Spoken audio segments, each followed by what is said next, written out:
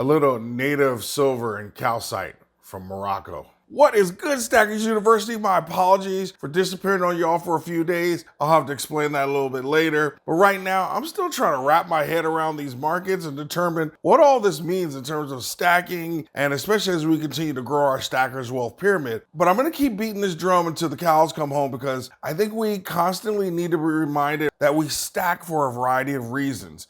And in fact, going forward, I think we should all think about our metals as kind of like a Swiss Army knife or one of those multifunctional leatherman tools. These tools aren't necessarily the greatest tool in comparison to like a single purpose version of that same tool. Like if you're talking about a screwdriver on your leatherman versus a real screwdriver, obviously the real screwdriver is going to work better. But these devices are great because of what they are and what they do specifically, providing you with lots of tools in a very compact instrument. Because of its utility and variety of uses, the Leatherman or the Swiss Army knife can be purchased for a variety of reasons to address a variety of concerns. Again, kind of very similar to what we do with our metals. It's important that we make this clarification because the next 18 to 24 months are going to be filled with these distinct moments where we say, this is exactly why I buy gold and silver.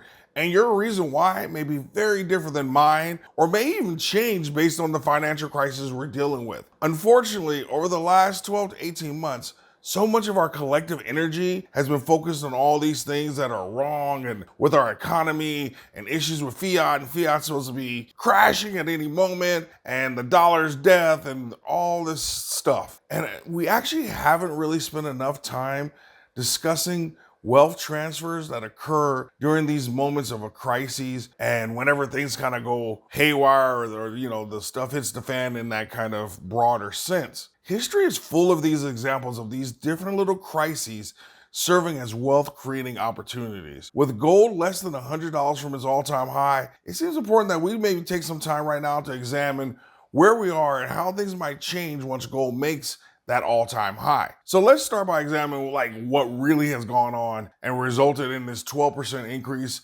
during the month of March, and basically a 25% increase from the November lows. While there's fear in the market, and reality is, folks, fear can be a very strong catalyst, and it can last for a lot longer than we could ever anticipate. But when I really think about it, I kind of put these catalysts into three categories. So the first one is gold trading over technical and psychological indicators.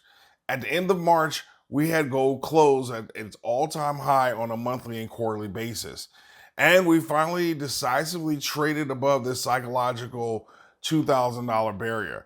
Now we're starting to pull back a little bit, and we may actually get that pullback that I've talked about, but until then, we're above that psychological barrier. And breaking that and staying above it was actually really, really critical for the price of gold and where it's going to go. The second thing is kind of another trifecta of sorts. Recently, we've had bond yields crash, we've had a softening of the Dixie or the dollar index, and of course, this steady diet of fear that have been served up nonstop since the Silicon Valley Bank. And as you can see on the screen here, how bond yields and the Dixie have just started this kind of free fall. So that's been a great tailwind for gold and metals. The third factor is this kind of ridiculous dance that the market is trying to do with the Fed and interest rates. The issue is people in this market are trying to use the banking system and concerns about debt ceilings and the idea that the Fed has already broken something, and just general fears about what's going on in the economy to kind of coerce or force the Fed into not raising rates anymore, and to ultimately reverse and start loosening or lowering interest rates as soon as possible. I've said this before, and I'm going to keep saying this as well. I'm not sure why people aren't believing Powell this time. Powell and the Fed, just go back 18 months and listen to what they said they were going to do, and they have done exactly what they said they were going to do. I think we should believe them until they stop doing what they say they were going to do. And maybe the little wisdom from Maya Angelou will help us. When people show you who they are, believe them the first time. And I know some of you want to hold on to the Powell that was publicly strong-armed and shamed by the president into cutting rates last time. This time is different. He's showing everyone that the old adage is still true. Don't fight the Fed. So I want to encourage you to go and watch anything that you can find from Danielle DeMartini Booth. She's absolutely phenomenal. And her assessment of what she sees going on with the Fed is really fascinating, and I think it's actually pretty dead on. And really this idea of trying to break the market from what they call the Fed put. this idea that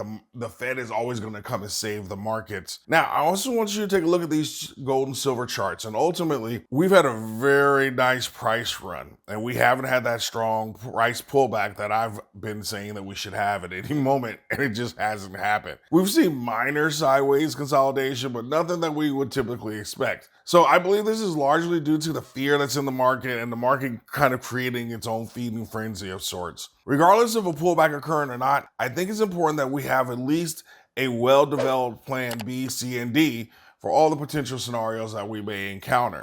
And it all revolves around this idea of repricing gold. And here are the key points I want you to think about when I say repricing gold. One, I wholeheartedly believe that gold is worth far more than the $2,000 an ounce that it is right now, and that we will see a much higher number by the end of the year.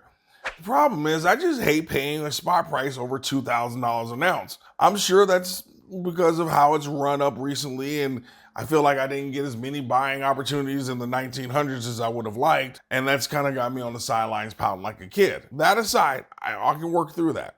Second, when it comes to where gold is going to go, ultimately, buying at anything below $2,100 spot price, I gotta believe is an absolute steal. When you really think about it, on a quarter ounce, you're only really talking about an extra $25 or $35, somewhere around there. In some real ways, until gold hits its all-time high of $2,070, I'm kind of in accumulation mode. And I don't like the price that I'm paying, but I believe that once we get over that all-time high, all bets are gonna be off. I share all this because I don't want you to fall into the mental trap of thinking or feeling like it's too late or it's too expensive to purchase gold, which actually leads me to the third point. Gold has made it clear where it's going. It's already sniffed out all the issues in the economy and everywhere else. I personally believe that we all should be in a strong accumulation mode right now until gold surpasses its all-time high of $2,070. Once gold reaches this level, I think you want to sit back and watch what happens, because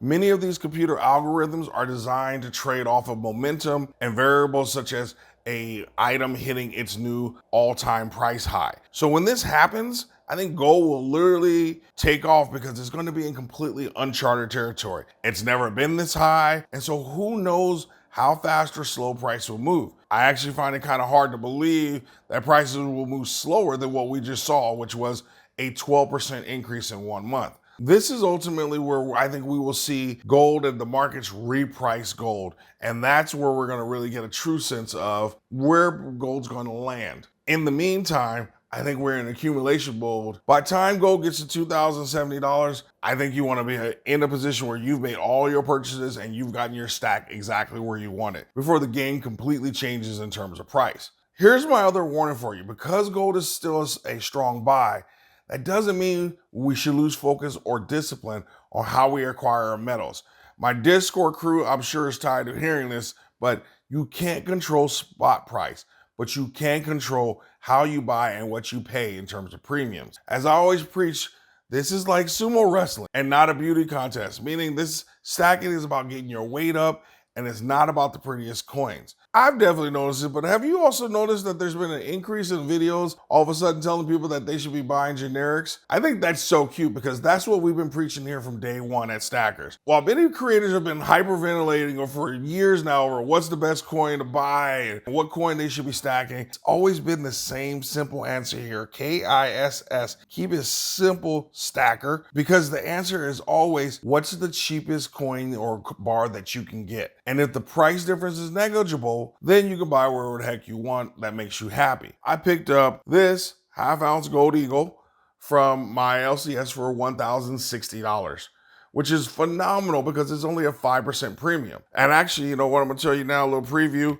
Watch out for one of my next videos. I'm gonna show you some of the things that I do to get some of the best pricing possible, especially when it comes to buying online. Control what you can control, which is your premiums. In the comments section, what was your latest gold or silver purchase? And what was the premium you paid on that purchase? Are you in heavy accumulation mode right now, or simply stacking like normal, or are you sitting on the sidelines still waiting? Share any of your takeaways from this video, or simply put an A+ in the grade book so everyone knows what type of student you are. I'm gonna encourage you to watch this video, The 10 Golden Rules for Stacking, because it has invaluable tips that will save you money and increase your stack. Always stack smarter and never stop learning.